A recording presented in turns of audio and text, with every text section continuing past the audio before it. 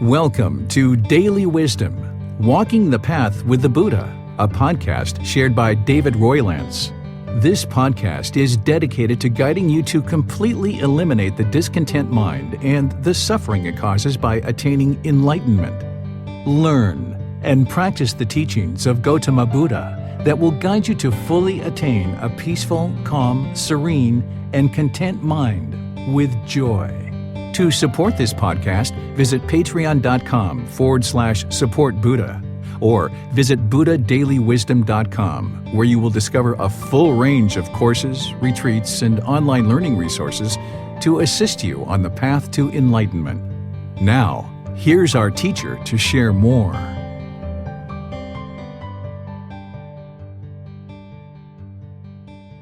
Chapter 6, The Middle Way, Walking the Middle Way. Throughout literature, Gotama Buddha teaches and encourages us to walk the middle way.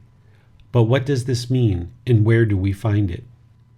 During Gotama Buddha's lifetime, he noticed that there was a stringed instrument similar to a sitar that only played beautiful music when the strings were tuned perfectly to the middle. If the string was too tight, the instrument did not play as it was intended to play. The music did not sound beautiful. If the string was too loose, the instrument did not play as it was intended to play. The music did not sound beautiful. It was only when the musician had tuned the string perfectly that it would play beautiful music as the instrument was intended to play. He observed that the string needed to be tuned perfectly to the middle. And when the string was tuned in this way, the instrument played beautiful music as it was intended to play, and those around enjoyed the music.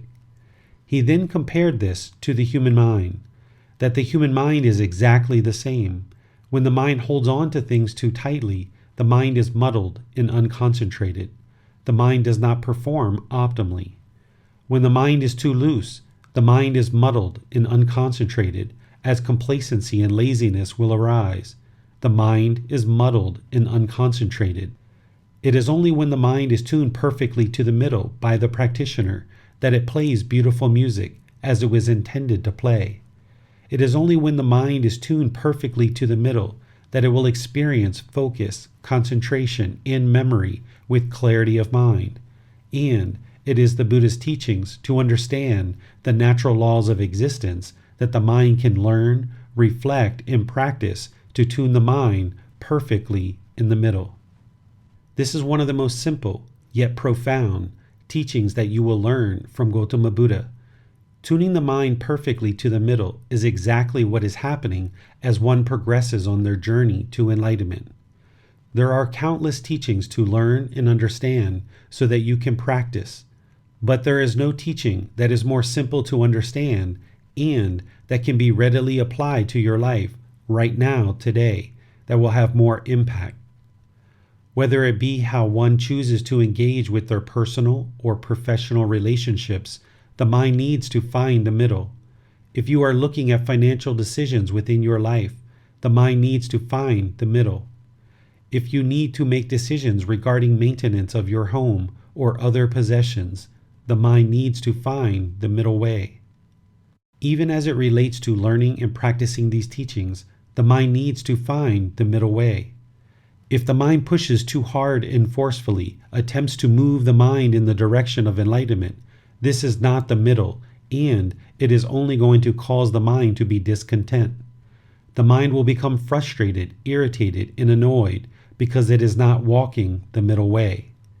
If the mind is too complacent, laid back, and not interested to apply energy and effort to learning and practicing these teachings, this is not the middle, and is only going to cause the mind to be discontent.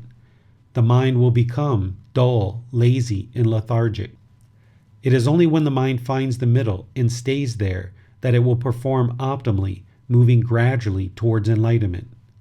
So, where is the middle as it relates to learning, reflecting, and practicing these teachings? A practitioner should be determined, dedicated, diligent, and motivated to learn, reflect, and practice the teachings. Here, the mind can find the middle and reside there peacefully, calmly, in serenity, with contentedness and joy. The mind can know that it is applying constant energy and effort to learning and progressing, neither holding these teachings too tight nor too loose. Now, the goal is to take this lesson and apply it to everything in other areas of your life. Whether it be your children, life partners, parents, friends, career, personal possessions, goals, financial needs, etc., always look for the middle way. Keep in mind that while a practitioner will need to pursue certain goals in life, holding those tightly, the mind will experience discontentedness.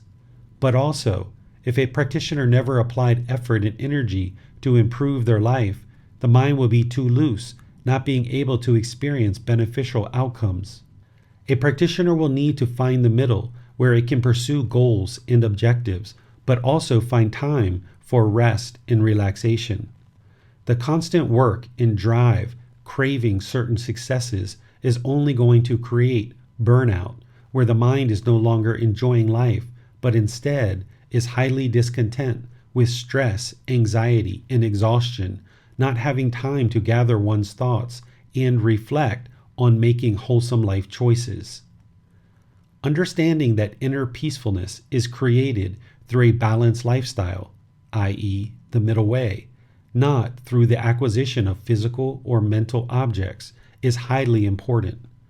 If the mind is constantly pursuing and chasing the objects of its affection, not enjoying the journey, this can result in many difficulties and struggles. So be sure to pursue goals and objectives, but also find time for rest and relaxation. You may need to train the mind to rest and relax, as this quality is not natural, but instead, oftentimes the mind needs to be trained to just relax and view that as being productive for your life and life practice. It is okay to stop and smell the flowers. The mind will tell you when it's not in the middle. The discontentedness of mind that is experienced is the red light on the dashboard alerting you that the mind is not in the middle. If the mind is discontent, it is not in the middle. The mind is not playing beautiful music as it was intended to do. It is the Buddha's teachings that will provide you the remedies of how to move the mind to the middle. A pleasant feeling, happiness, excitement, elation, thrill, exhilaration, euphoria, etc. A painful feeling, sadness, anger, frustration, irritation, annoyance, guilt, shame, fear, stress, anxiety, etc. A feeling that is neither painful nor pleasant, boredom, loneliness, melancholy, shyness, displeased, uncomfortable, unsatisfied, etc. If the mind is experiencing any discontentedness whatsoever of pleasant feelings, painful feelings, or feelings that are neither painful nor pleasant, then the mind is not tuned to the middle, and there is more work to be done to further tune the mind and get it to stay there through developing a life practice based on the Eightfold Path. This requires you to develop a life practice through consistent and comprehensive learning, reflecting, and practicing these teachings with guidance from a teacher. Progress will be gradual, but within a short period of time, you will notice a difference as the mind gradually becomes less and less discontent. There will be situations that once produced anger, sadness, frustration, irritation, and annoyance in the mind, but those same circumstances will arise and the mind will be able to maintain its calmness and composure. This is how you will know the teachings and practices you are implementing are working. You will see the truth for yourself.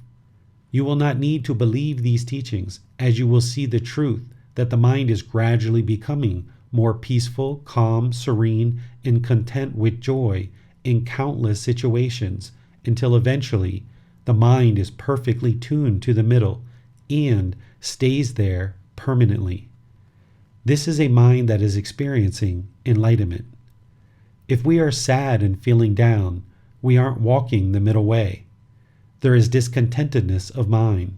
But this is a temporary emotion, and we know it will not be forever, because Gautama Buddha teaches us that everything is impermanent except for enlightenment and the natural laws of existence. You can see this truth for yourself as the mind constantly moves from feeling to feeling, emotion to emotion. You can observe this as truth that no feeling is indeed permanent. Your sadness will eventually dissipate and you will slide into other emotions, even if that takes hours, days, weeks, months, years, etc. But some of us dwell in the sadness, feeling so sad and thinking that we are going to be in this condition for so long. We keep repeating these sad thoughts in the mind over and over and over. So, what we get is sadness because that's all we are thinking. One moment leads to the next, so we are filling up this moment with sadness, so we get sadness in the next moment. So what we experience is a feeling of never-ending sadness. We are highly discontent in this situation and certainly not walking the middle way because we are sad. Perhaps feeling sadness, we turn to happiness, thinking that that will save us. We turn to happy friends, happy occasions, happy situations, but somehow the mind keeps returning to the sadness, or perhaps it stays in the happiness, and we are just happy, happy, happy. So happy, we joke all the time, we make others laugh, we go out of our way to show happiness in all situations. We may be truly happy and gleeful, or we might be covering up the sadness. But this is a temporary emotion as well. Happiness will end someday, and thus we cycle back and forth between happiness and sadness. We are gleeful, and then we are not, never finding middle ground, so to speak, or contentedness. Oftentimes we are encouraged by self-help books, life coaches, friends, family, and all kinds of other input into our senses to be happy, just be happy. I want to be happy. Why can't I just be happy? Well, the goal is not to be happy. The goal is to be peaceful, calm, serene, and content with joy, or to be satisfied with what is, satisfied the way things are. That is the true goal, and that is walking the middle way. We can't be happy, pleasant feelings all the time, because we know that is a temporary emotion subject to impermanence, and we for sure are not interested to be sad, painful feelings all the time. The third option would be boredom or loneliness, feelings that are neither painful nor pleasant, which is also impermanent. Therefore, the best option is to create a life where we walk the middle way.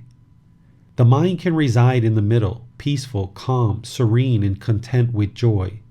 This is enlightenment. It is permanent because to attain enlightenment, you need to obtain wisdom through these teachings which liberates the mind. Once you learn something, you do not unlearn it. Thus, enlightenment is a permanent state of mind. The mind can reside peaceful, calm, serene, and content with joy permanently, unaffected by the impermanent nature of all things. As we pursue enlightenment, that does not mean we can't laugh, we can't cry if we need to. We can still experience these other emotions on all sides of the spectrum. It simply means that when we feel these emotions, we need to recognize them as being impermanent and train the mind to come back to the middle, where it can reside, peaceful, calm, serene, and content with joy. Do not try to maintain these impermanent emotions of happiness, sadness, or loneliness, but rather actively apply effort to bring the mind back to the middle with meditation, reading, activities that are grounding, outdoor activities, gardening, massage treatments, whatever we need to help bring the mind back to the middle and a wholesome state. Over time, you will be able to maintain the middle way through your life practice, which includes meditation. Apply the 7 factors of enlightenment from the chapter titled Enlightenment. What is enlightenment? Chapter 3, to move the mind into the middle, along with all the teachings as part of the Eightfold Path. Often, the first thing people tell you when you are sad is, snap out of it, go outside, do something. What they are really saying is, change your state of mind, put the mind in a different environment so that it can experience a new emotion and cultivate the healthy vibes of something else. By focusing on something that will bring the mind back to the middle, the mind will go there. Maybe not right away, but with training and experience, you will find this becomes easier and easier until eventually the mind will be peaceful, calm, serene, and content with joy 100% of the time with an unshakable inner peace. Moving the mind to the middle is an application of right effort. Taking the effort to eliminate the unwholesome qualities and arise the wholesome qualities. So as you observe the mind is discontent, eliminate that from the mind by cutting off those thoughts and letting them go. Take the effort to move the mind in the direction of the middle way, where the mind can be peaceful and calm. The same teaching of the middle way can be applied not only to happiness and sadness, but also to money, possessions, relationships, trust, love, compassion, excitement, etc. We must always walk the middle way, because if we have craving, desire, or attachments, we will cause discontentedness for the mind. Finding the middle way and staying there is a practice in your life practice. It is possible to love and have love for others without being attached or clinging to them. We must allow all beings to follow their path without being affected by our own attachments or aversions. If we try to block people from pursuing their goals, try to get them to stick close to us, or persuade them to follow what we want rather than what they need, then it is difficult for those close to us to find and follow their own path. Likewise, if we have aversion and keep ourselves or others away from certain aspects of our life, we potentially lose the opportunity to gain insight or wisdom from a given situation. One aspect of a meditation practice is to develop the ability to see the emotions, thoughts, and feelings that aren't in the middle. Then you can use techniques to bring the mind back to the middle. Breathing mindfulness meditation in the positions of seated, lying, or standing, along with walking meditation, are perfect for finding the middle way and staying there while also training the mind not to cling or attach. Then apply effort to consistently maintain the middle way throughout your day. Whenever you notice the mind is not in the middle, take active steps to move the mind back to the middle by cutting off unwholesome feelings and let them go. This becomes easier as a practitioner accumulates the benefits of a well-developed breathing mindfulness meditation practice. Eventually, the mind will be trained to always stay in the middle, and you will not need to apply this effort. But as long as the mind is longing with a strong eagerness and pulling in the direction of its cravings, desires, attachments, you will need to apply effort to cut those off and let them go. The mind will eventually get tired of this repeated cutting off and will choose to stay in the middle. It is just going to take time, effort, and dedication to develop your life practice. You will need to study Gotama Buddha's teachings and practice them diligently before everything will click, and each day all the teachings and practices will lead you further on the path to enlightenment as the mind becomes more trained. It is peaceful when you can experience life without discontentedness or even the slightest suffering of the mind. Why wait to the end of your life to know what will happen when you can experience enlightenment during this life and enjoy it for the rest of your life? You can study the practices shared with us by Gotama Buddha, practice those daily, and experience enlightenment. Getting to enlightenment is not meditating and hoping you will get there one day. Breathing mindfulness meditation is a tool to train the mind to not cling or attach and bring it to the present moment, but takes practice. Breathing mindfulness meditation will help you train the mind to eliminate the mind's wanting, craving, and clinging so that you can eliminate the mind's tendency to form attachments, a mental longing for something with a strong eagerness. This is how the mind pulls in the direction of the objects of its affection, and thus the mind is not in the middle. You have to pursue your own enlightenment through a daily practice of learning and implementing the teachings into your life. By doing this, you will start to see the results of the difficulties in your life slowly start to disappear. Life changes for you. You gain a higher level of consciousness that equips you with new tools to handle life and respond to situations around you. As you seek enlightenment, life problems are not going to instantly vanish the way we usually picture heaven. Nope, you are still on earth in a world full of discontentedness and the suffering it causes. But when you have attained enlightenment, you will have a new mind through having acquired new wisdom to deal with the impermanent nature of existence, and you will not allow impermanence to affect the mind. You will no longer be affected by pleasant feelings, painful feelings, or feelings that are neither painful nor pleasant. Once you step forward into the light, there is no going back into the darkness. The mind will be liberated with the wisdom you acquire in your practice. Unfortunately, many of us make ourselves way too busy with regular life that we do not take the time to study the teachings and implement them into our practice or daily life. The mind becomes complacent and struggles through life, just accepting the difficulties of experiencing repeated discontentedness rather than take action to eliminate it from the mind. Those who do implement these teachings can tell you they are experiencing the results as the mind moves closer to being peaceful, calm, serene, and content with joy. Anyone that has dedicated time to learn and implement Gotama Buddha's teachings will tell you, without a doubt, their life has improved greatly from the time prior to learning and implementing his teachings.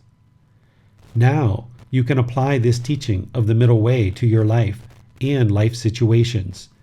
As you need guidance, you are welcome to reach out to seek guidance to more deeply understand and apply these teachings into your life. Adjusted to a balanced pitch. The following is a translation of Gotama Buddha's teachings from the Pali Canon, the source of Gotama Buddha's teachings. Tell me, Sona, in the past, when you lived at home, weren't you skilled at the lute? Yes, Venerable Sir. What do you think, Sona? When its strings were too tight, was your lute well tuned and easy to play? No, Venerable Sir. When its strings were too loose, was your lute well tuned and easy to play? No, Venerable Sir. But Sona, when its strings were neither too tight nor too loose, but adjusted to a balanced pitch, was your lute well tuned and easy to play? Yes, Venerable Sir. So too, Sona, if energy is aroused too forcefully, this leads to restlessness, and if energy is too soft, this leads to complacency. Therefore, Sona, be determined on a balance of energy, spiritual faculties, and take up achieving evenness of the object there. Yes, Venerable Sir. The Venerable Sona replied. Gotama Buddha. Reference AN 6.55. Walking the middle way. Two extremes that should not be followed. The following is a translation of Gotama Buddha's teachings from the Pali Canon, the source of Gotama Buddha's teachings. Monks, these two extremes should not be followed by one who has gone forth into homelessness. What two? The pursuit of sensual happiness and sensual pleasures, which is low, vulgar, the way of worldlings, not honorable, unbeneficial, and the pursuit of self-mortification, which is painful, not honorable, unbeneficial. Without veering towards either of these extremes, the Tathagata has awakened to the middle way, which gives rise to vision, which gives rise to wisdom, which leads to peace, to direct knowledge, to enlightenment, to Nibbana? And what, monks, is that middle way awakened to by the Tathagata, which gives rise to vision, which leads to Nibbana, enlightenment? It is this noble eightfold path, that is, right view, right intention, right speech, right action, right livelihood, right effort, right mindfulness, right concentration. Gotama Buddha. Reference SN 56.11. Author's thoughts. This teaching from Gotama Buddha helps a practitioner understand that seeking pleasant feelings or sensual happiness in sensual pleasures will not lead to enlightenment. In fact, training the mind to not seek inner fulfillment in sensual pleasures is a major aspect of the path to enlightenment. This does not mean that a practitioner is unable to enjoy the many aspects of life, but it is when the mind mistakenly believes that it is sensual pleasures that will create lasting inner fulfillment that the mind causes itself to be discontent, because it is then basing its inner feelings on impermanent conditions. And if the mind mistakenly believes that self-mortification or depriving the senses through harsh practices is what will produce the enlightened mind, then it is misunderstanding and not practicing the middle way. Gotama Buddha awakened to enlightenment where the mind is peaceful, calm, serene, and content with joy through the middle way. His mind functioned in the same way as yours, and through understanding the middle way, a practitioner can experience enlightenment just like Gotama Buddha. If sensual desires for pleasure nor self-mortification is the middle way, then what is the middle way? Gotama Buddha makes clear in countless teachings, including this one, that it is the Eightfold Path that leads to the complete elimination of all discontentedness, and here he refers to it as the middle way. Through learning, reflecting, and practicing the Eightfold Path, a practitioner trains the mind to reside in the middle, being perfectly tuned to not chase after the objects of its affection through sensual desire, but also needs to train the mind to not inflict physical pain through deprivation of the senses. It is only when a practitioner finds the middle and trains the mind to stay there that they will experience permanent focus, concentration, deep memory, and clarity of thought as the mind performs as it was intended to function. The enlightened mind will be trained to reside in the middle permanently. The end of each chapter will have learning resources for further exploration. You will be able to explore the audiobook, videos, podcasts, and quizzes to deepen your understanding of the content you read in each chapter. Please see the ebook for more details on these resources. As you have questions or need clarification on these teachings, you are welcome to post those into the Facebook group, Daily Wisdom, Walking the Path with the Buddha, or contact the author privately for in-depth learning. Daily Wisdom, Walking the Path with the Buddha. Facebook.com/groups/Daily Wisdom 999. Thank you for listening to this podcast. To provide support for this podcast, visit patreon.com/support Buddha. To access more teachings, visit buddhadailywisdom.com. There, you will discover a full range of courses, retreats, and online resources to assist you on the path to enlightenment. Remember to establish a daily, consistent meditation practice, along with learning and practicing these teachings. A well-developed meditation practice is the foundation in which to train the mind to attain enlightenment.